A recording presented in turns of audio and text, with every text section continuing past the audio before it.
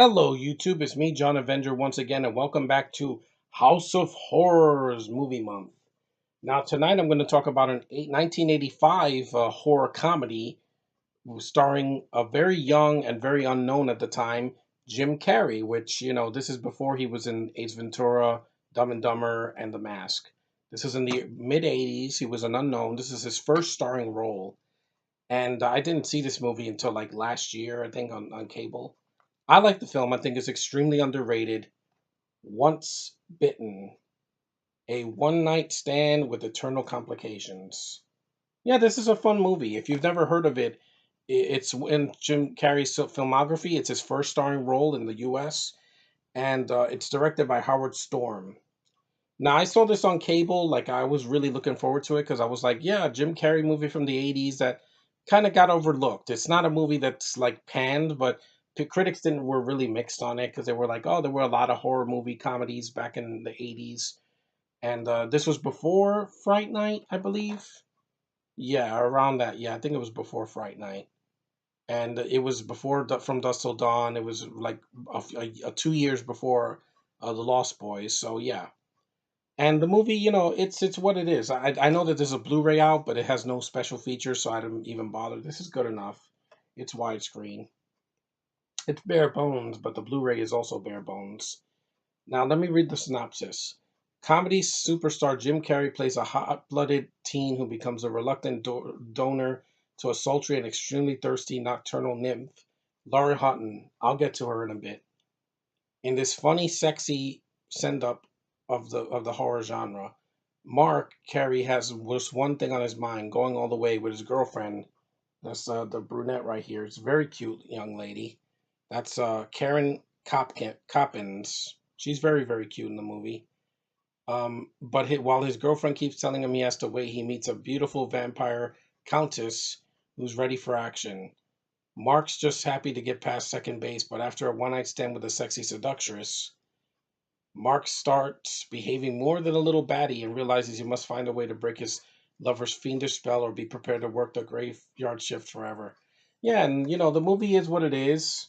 It is funny. There were a lot of jokes that did make me laugh. I mean, even for the 80s. I mean, it has a great soundtrack. I like the Stay Away From My Man song, like halfway through the movie where uh, the two girls are fighting over Jim Carrey, and he goes to a costume party in the school, and he's dressed up as a vampire, and he's trying to they're doing a dance off, and he's trying to resist the urge to bite people on the neck. And is the film violent? Not really. I mean, there's some blood in it, so it's basically if you took Twilight and made it into a comedy. This black guy, yeah, there's a gay joke. He's basically flamboyant in the movie, but again, it was the 80s.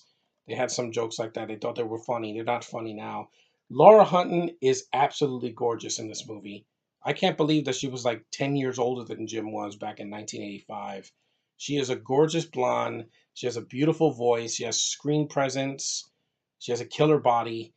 And yeah, and her acting's good. I mean, it's not like, she's a hot actress that can't act. She's good. The film, Andy Greenberg did the director of photography. The film looks good for an 80s film. It looks just like a lot of John Hughes films and other movies that came out. Was it Robert Zemeckis and other stuff? And it was made by MGM. So yeah, the movie, it has its problems. Like I said, it's very predictable. You know what's going to happen at the end. If you've seen one of these comedies, you've seen not them all, but you've seen basically what's going to happen. You know that he's going to try to resist being a vampire, and his girlfriend's going to save him, and then of course they do it at the end, which they show in the trailer. So if you've seen the trailer, they spoil a couple of things in the movie. That's why I hate about trailers. I think it's very underrated though. It gets a low rating on IMDb. It's forgotten. Nobody talks about this movie at all. It's a shame because I'd rather see this than any Twilight movie that's come out, except for Breaking Dawn Part 2. That's more of a comedy for me that I could laugh at. This is way better. And, it's short. It's only 93 minutes long. It's got a decent soundtrack. Like I said, it's 80s music. It's right up my alley. Jim Carrey could prove that he was meant to be a freaking star from the moment he did this, and then he did Earth Girls Are Easy, he did Living Color on TV, and then bam, Once he got Ace Ventura, his train just went right out of the station and right into, the gravy train of success. And he's done a lot of good stuff. I even like his Grinch. I like his more serious stuff. I haven't seen his excuse me, his recent stuff. Like I haven't seen that movie he did, that crime drama he did. I think it's I forgot what it was called, but and I haven't seen Eternal Sunshine of the Spotless Mind or The Truman Show, or but I want to see his more serious things. I mean, he's had a better career than freaking Adam Sandler. Adam Sandler has done shitbag movies for like the last 5 or 10 years, and he barely makes a good movie anymore. But Carrey has always been a very dependable actor. I love him in Batman Forever. He's the best thing in the movie, pretty much. It's a villain. It's the main villain. And I love The Mask. It's my favorite movie with him. He was a good voiceover in Horton Hears a Who as the elephant. I think he does a lot of good work. Like he deserves his spot. I mean, his face here is very young. He's like in his 20s. He's got the energy. He's not as manic as he was in The Mask, but this was the movie that was grooming him to become the big star that we know from the 90s and the 2000s. And he's still very fun to watch. And like I said, Karen Copen is a very cute lead girl for him. I don't know why she doesn't act anymore. She's more beautiful than any actress I've seen in like recent comedies. I must say that hilarious and hard to resist. It is hard to resist because it's a movie that does not get talked about at all, and I really like the film. I think it's underrated, and it's a fun. If you're looking for an '80s, kind of cheesy movie from that's not terrible. It's not a parody. It's a film that has a plot. So it's a coherent plot that works and it has some charm to it. And I think that this movie is charming. It reminded me of the Buffy the Vampire Slayer movie that came out in the 90s. That got shit on, yet if it wasn't for that, there wouldn't be a good TV show.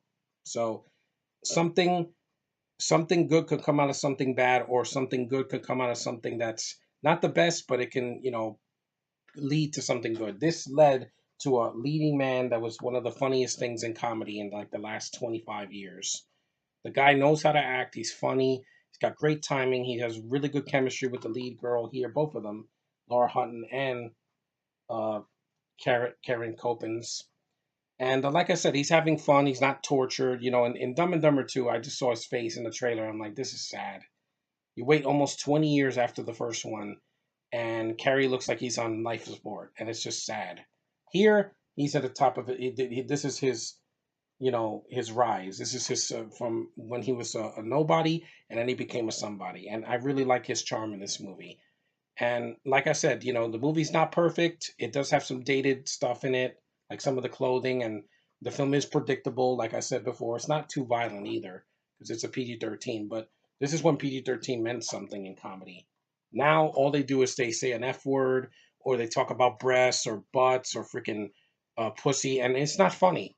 It's not funny. Sorry, you've stretched those jokes out for far too long. And let me. I want Darth Vader to come out in the shot. So yeah, this movie is very underrated. If you want to see something for Halloween that's not scary, it's not scary. There is some atmospheric sets and the buildings and the way the film is shot. It brings atmosphere to a comedy that we don't get in a lot of comedies nowadays, especially horror comedies. And I'd rather see this than Slender Man or freaking The Bye Bye Man or Wish Upon or freaking. I don't even want to see Hereditary because I'm like, I want to see something that entertains me, not bores me to death with a freaking actress that has no appeal for me whatsoever. That also includes A Quiet Place, guys. I'd rather watch this. Shorter, better lead, no freaking bullshit agendas, and not trying to copy successful movies from the past. This did its own thing. It wasn't copying another movie. It didn't have any shitty sequels. No, Vampire Suck doesn't count. And this is definitely better than that. I don't hate that movie. I did when I first saw it, but the lead girl grows on me. But this movie's fun. If you've never seen it, watch it. It's an unknown film, but it's a fun film. It's exactly what you want in a horror comedy, and it's got some sweet moments. I like Jim Carrey's relationship with the lead girl because it feels real. It doesn't feel forced, and it's fun. It's not as bad as critics say it is. Screw the critics. A lot of them are wrong. Sometimes they're right, but a lot of times they're wrong. and especially in comedies back then. Like the comedies are worse now, guys. Half of the list of people's worst of usually consist of comedies, but in the '80s there were a lot better comedies. There were some shitty ones, Caddyshack 2, etc., but there were some hidden gems, and I think this is one of them. Anyway, guys, thanks for watching. Take care. I'm really tired. I don't want to post this too late, but watch this movie, Once Bitten. It's not horrible. If you can stream it or watch it on Netflix or see it on cable, it's worth your time. See you guys in the next one.